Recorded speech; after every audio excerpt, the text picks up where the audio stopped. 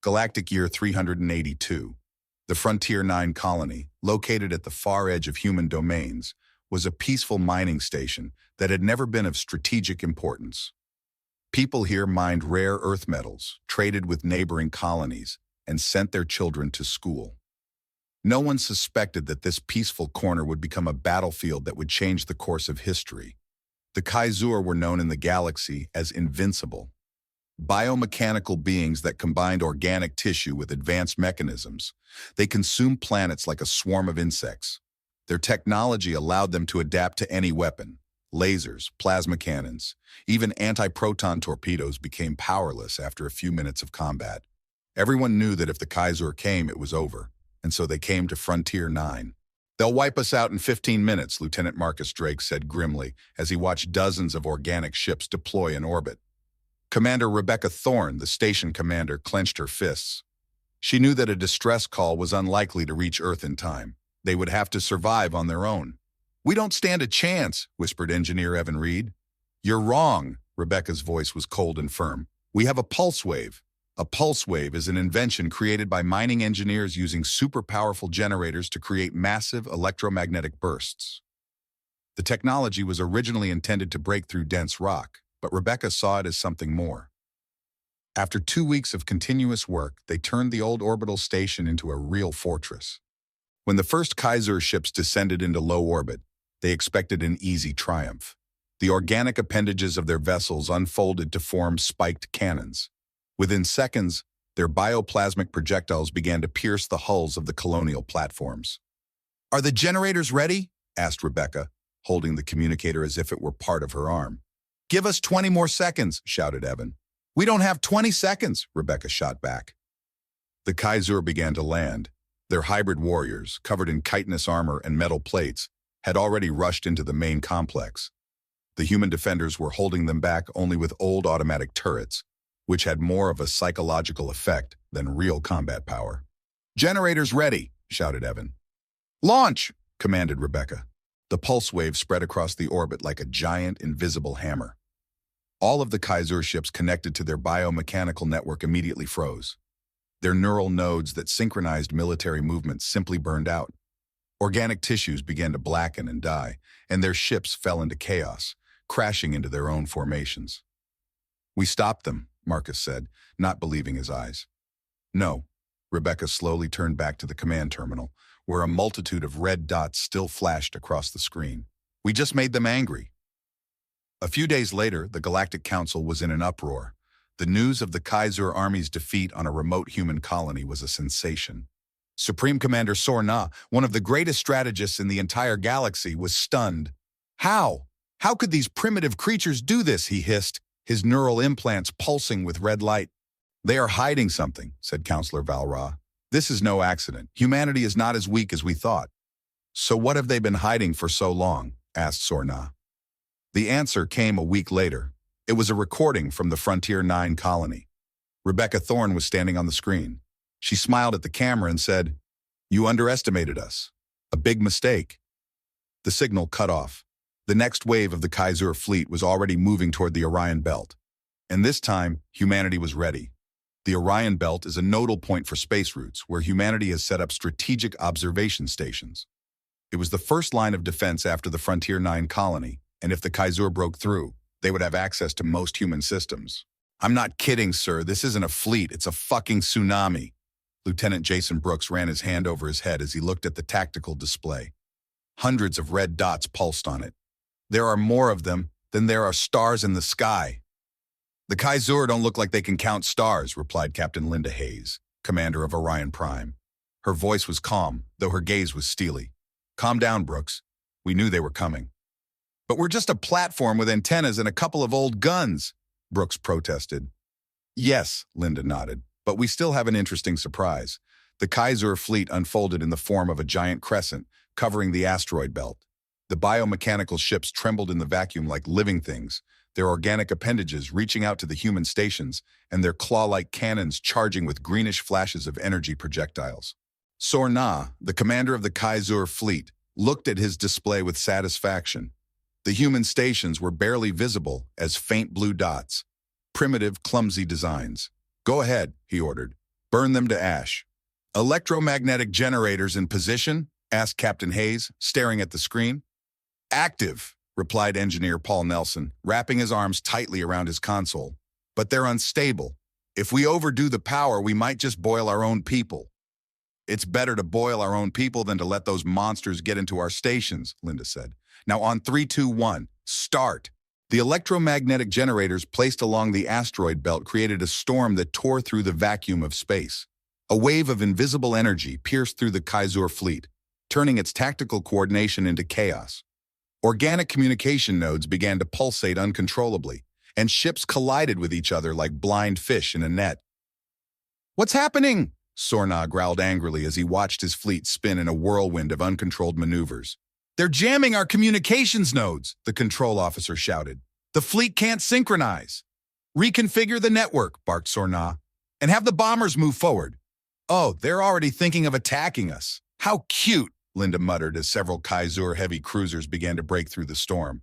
"Ready for the next phase?" asked Nelson. "Launch the swarms." The captain smiled ominously. Thousands of miniature drones, small, clever machines armed with small-caliber cannons and pulse transmitters, blasted off from the orbiting platforms. They swarmed around the Kaizur ships, screwing into the open biomechanical wounds in their hulls. "What is it?" The voice of the communications officer on the Kaizur flagship nearly broke into a shriek. "They're attacking our control centers." The small drones were acting like termites, eating away at organic neural nodes and blocking system recovery. "Are they releasing insects?" squeaked Sorna, his voice trembling with rage. "No, it's worse," the officer replied grimly. "These are their machines, and they're smart." "We've broken through," Brooks shouted into his comm. "One of the cruisers has landed on the Orion Alpha station." "Thunder 7 is on its way there," Linda replied. A squad of Marines was already moving through the station's narrow corridors, cutting off the path of the Kaizur landing party. Each soldier was armed with plasma rifles, but their main weapon was their cunning and endurance. Sergeant Adam Fletcher gestured to his soldiers to stop. Several enemy creatures were moving in front of them, twisted, hybrid forms with mechanical limbs. Fletcher smiled, pulled out a decoy grenade, and threw it around the bend. The grenade exploded, creating a pulse wave that mimicked the enemy leader's neural signal. The Kaizur troops lost their bearings like blind dogs, and the infantrymen opened fire, killing them one by one. "Well, you said it would be easy," one of the fighters teased him. "I always say it's easy," Fletcher replied, reloading his rifle. "But that doesn't mean I'm right." On the flagship Kaizur, Sorna's rage reached its limit. He saw his fleet burning, his armies dying, and his people, those he considered weak, playing cat and mouse with him. "Withdraw your troops," he finally roared. "We will return." "They're retreating," Brooks shouted triumphantly. Linda leaned back in her chair, breathing a sigh of relief. "It was only a reconnaissance by combat," she said coldly. "They'll come back stronger next time." "So what do we do?" asked Brooks. Linda smiled. "We're going to prepare for a real fight. The Kron system is dark, cold, and remote. Insignificant to most space empires, it was the perfect place for the Kaizur citadel. The monstrous biomechanical station, hanging in a vacuum like a huge, monstrous gash in space, served as the main coordination hub for their fleets. It was here that the Kaizur synchronized their mind nodes, combining thousands of organic beings into a single deadly consciousness. This citadel was the key to their strength and their greatest weakness. "Operation Phantom is in the final phase," Captain Marcus Drake reported as he looked at the tactical screen. A giant Kaizur structure glowed on the map in front of him, its organic parts pulsing with green lights, and its outer metal spikes resembling bony ribs protruding from flesh. "Confirm Omega-5's exit coordinates," Captain Linda Hayes' calm voice came over the comms. "The team will leave in 4 minutes," Drake replied. "They won't be late," Linda interrupted. There was no doubt in her voice. Aboard the small strike ship, Sergeant Adam Fletcher and his squad were waiting to come out of stealth camouflage mode. The ship was practically floating in the dark, thanks to heat dampeners and advanced light-wave bending technology. This little metal ghost was now sailing a few kilometers away from the citadel. "You nervous?" asked Private Kimberly Gray, checking her ammunition. "A little," Fletcher admitted. "Usually when I go on a mission, we have a plan B." "This time there's no plan B," Gray nodded. "It's just us and the damn thing." She nodded at the projection of the citadel on the bay wall. Fletcher smiled. "We have a plan B," he said. "It's called not failing plan A." Oh, well, then I'm calm, Gray huffed. When the ship came out of stealth mode, the Omega-5 team stepped onto the Citadel's narrow biomechanical platform. The organic tissue beneath their boots trembled like living flesh. Spores in the air glowed with a bizarre phosphorescent light. Surface contact confirmed, Fletcher reported. Timer activated, Linda Hayes replied over the comm. 50 minutes until Citadel generators activate. No fireworks until you're out of there. Copy that, Fletcher confirmed. They moved through the dark corridors of the Citadel, where the organic walls pulsed like veins under the skin. The air was filled with the bitter smell of biomass. Patrols, Gray whispered, pointing to two creatures standing at a crossroads. Bulky creatures, their bodies covered in chitinous plates and organic cables hanging from their backs, connecting them to the walls. Silencers, Fletcher ordered quietly. Two soldiers activated compact devices that emitted a low-frequency signal. The Kaiser patrols staggered, their bio-neural nodes flashed with bright green light, and they fell to the ground like switched-off dolls. It's touching how sensitive they are to electromagnetic pulses, Gray muttered. Let's keep moving, Fletcher said. After 20 minutes of marching, the squad reached the main room, the biosynchronization hall. The walls here looked like a giant pulsating brain, where thick, nerve-like cables wove together into a single node. This is the center of their network, Fletcher whispered. We destroy it, and they won't be able to coordinate their fleets. Laying charges, Gray replied. She worked quickly, placing explosives along key nerve nodes. The transporting slippery fabric moved as if trying to avoid death. Charges in place, Gray reported. Time to detonation 3 minutes. Move out, Fletcher ordered. As they fled through the narrow corridors back to the ship, the squad could hear hundreds of creatures moving behind them. It was as if the entire Citadel had come to life, twisting its organic appendages to stop the humans. Go, go, Fletcher shouted, throwing fragmentation grenades behind them to delay their pursuers. When they reached the platform, the ship was ready to evacuate. The paratroopers managed to jump inside a second before dozens of whip-like spines burst out of the Citadel. Omega-5 is on board, Fletcher reported into the communicator. Copy that, Linda's voice was calm, though Fletcher knew she was praying to every god available. The Citadel explosion was majestic. A powerful wave of energy ripped through space, and the entire structure shattered like a torn cocoon. The organic tissues were charred and began to slowly tear away from the metal frames. Congratulations, Sergeant, Linda Hayes said, as she watched the Citadel collapse on the screen. Today we showed those bastards that people don't play by their rules. Fletcher smiled and wiped a bloody scratch from his face. As my father used to say, he said, if you can't win fair, play smart. After the destruction of the Citadel and the Kron system, Galactic strategists had anticipated a swift counterattack by the Kaiser. However, this did not happen. Instead, the enemy froze. The Kaiser fleet, once fearsome in its perfect synchronization, began to act chaotically. Their ships retreated from colonies, abandoned previously captured systems, and even deployed in illogical formations. They seemed to be panicking, and humanity decided to take advantage of it. Confirmed, said Captain Linda Hayes, studying the tactical display. The Kaiser 5th Reconnaissance Fleet has redeployed to the coordinates of the Ghost Colony. They've spent resources fighting empty space. This is the third time in 2 weeks, added Lieutenant Jason Brooks. They're literally chasing shadows. They're chasing shadows because we're painting them, Linda smiled. Where's our Desert Storm now? En route to Sector Lyra 22, Brooks replied. The Desert Storm was a small ship, but it was equipped with an advanced holographic projection system and spoofing generators. Under the command of Lieutenant Nathan Blake, this crew specialized in creating deceptive maneuvers. They've taken the bait again, Nathan said as he reviewed the scanner data. Tell all ships to initiate Phase 2. Dozens of small, automated drones activated transmitters to mimic human ships, spewing communication signals, fake engine tracks, and even simulated radio frequency communications. The Kaiser fleet immediately responded with their cruisers rushing toward the new threat, discharging energy projectiles at nothing. They're completely out of control, Brooks said in awe. Those fools are even firing at rock asteroids. Don't underestimate them, Linda replied sternly. They're cunning, but right now they're afraid, and fear is our greatest ally. Meanwhile, on the Kaiser flagship Sorna, the supreme strategist paced back and forth, his metal chitinous appendages shaking with rage. Where is their real fleet? he roared. "Every time we find them, they just disappear." "That's not how humans work," said Counselor Valra. "They make us fight with fear and ghosts." "Lies," bellowed Sorna. "We are the Kaisur. We adapt to any enemy." "Yes," Valra whispered softly. "But how can you adapt to an enemy you cannot see?" Sorna fell silent. His neural implants pulsed faintly.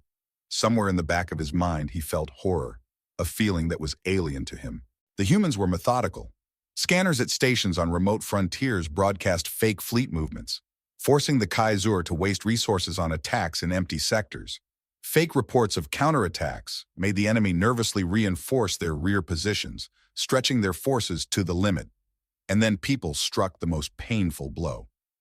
"Confirmed. The central control node in Sector Delta 4 has received our signal," said Technician Kimberly Gray. "Their biomechanical nodes are overriding their own orders. They're sabotaging themselves." "Brilliant," Linda whispered. The Kaisur were a collective consciousness, where every ship and soldier acted as part of a whole. The humans, by injecting false signals into the enemy's communications network, wreaked havoc on their own brains. The Kaisur fleet stopped acting as a single unit. Some ships attacked others. Some simply froze in place. In some sectors, the Kaisur groups even began to fight among themselves. "They're fighting themselves!" Lieutenant Brooks couldn't help but laugh. "I don't think it's funny," Linda said sternly. "I think it's the beginning of the end." She got up from her chair, took a few steps to the tactical screen, and pointed to the flashing red signals that began to flash randomly across the map. "This isn't just chaos," she said. The Kaisur fleet was a mess. The once perfect biomechanical army now resembled a swarm of insects gone mad. After a series of deceptions and sabotage attacks, the enemy acted chaotically, their ships flailing about in space, striking at their own forces. But even in their instability, the Kaisur remained dangerous, and now they were headed straight for Earth. "They will arrive in our solar system in 4 days," said Captain Linda Hayes, her voice calm but her eyes flashing with alarm. "4 days is not enough time to prepare for direct combat," replied Lieutenant Jason Brooks. "We're not fighting in space," Linda argued. "We're going to lure them to Icarus." Icarus is a planet with an unstable atmosphere. Deadly plasma storms erupted suddenly like living hurricanes that burned everything in their path. Only a madman would risk leading a fleet through such a danger, or someone who didn't know it was a trap. "Confirm that the beacons are activated," Linda commanded. "All 4 signals are working," Brooks replied. "When the Kaisur come across them, they'll think it's our main fleet." Linda nodded in satisfaction. "Excellent. Now all we have to do is convince them to enter the atmosphere." The Kaisur fleet emerged from hyperspace several million kilometers from Icarus. Sorna, the fleet commander, looked angrily at the beacon signals flashing on the screens. "There they are," he hissed. "They won't escape now." "Commander," one of the officers said hesitantly, "the planet is unstable. The weather data is extremely dangerous." "It's a trap," shouted Counselor Valra. "They're luring us in." "Even if it is a trap," Sorna barked, "we will not be stopped by bad weather. Prepare the fleet for descent." Icarus met the Kaisur fleet with a deadly storm. The planet's atmosphere was saturated with charged ions that disrupted communications and disrupted scanners.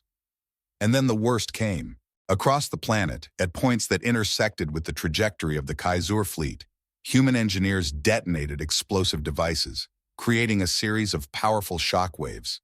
These explosions altered the air currents, turning them into fiery tornadoes, storms that swept away everything in their path. "They're trapped!" Brooks exclaimed as drone imagery showed the Kaisur ships spinning haphazardly in the turbulent currents. "Not yet," Linda muttered. "They're stronger than you think." And indeed, several of the Kaisur ships broke free of the storm and began to move toward Earth. "Now it's our turn," Linda said. "Activate Thunder."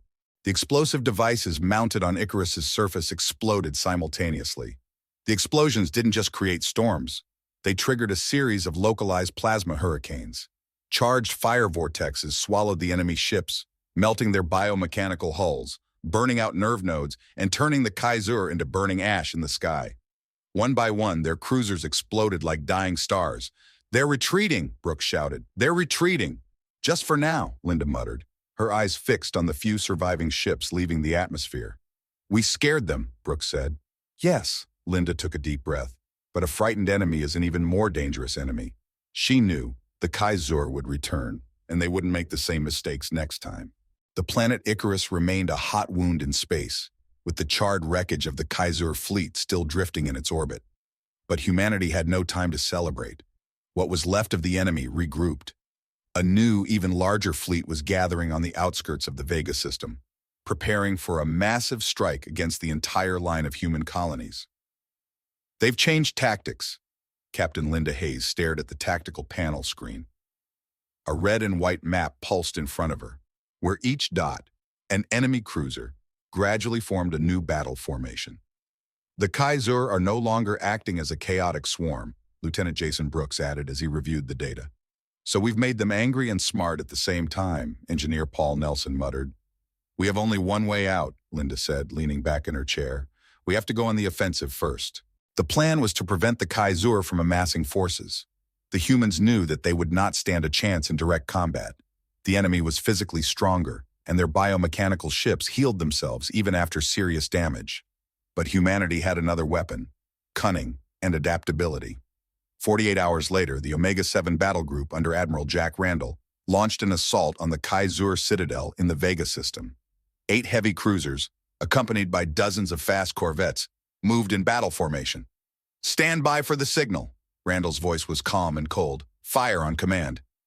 What are we waiting for? Asked the young tactician, Ensign Will Harris.